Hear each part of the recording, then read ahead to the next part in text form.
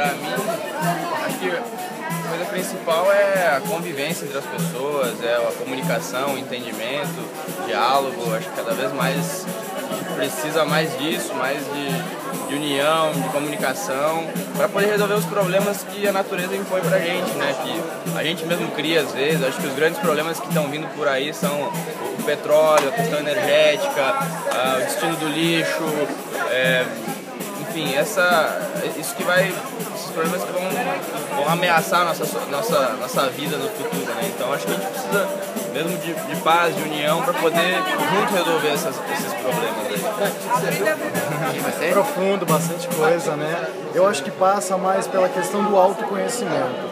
No momento que nós temos o autoconhecimento, que nós buscamos nos compreender como é que é o nosso funcionamento em sociedade, né? A gente consegue fazer com que haja respeito.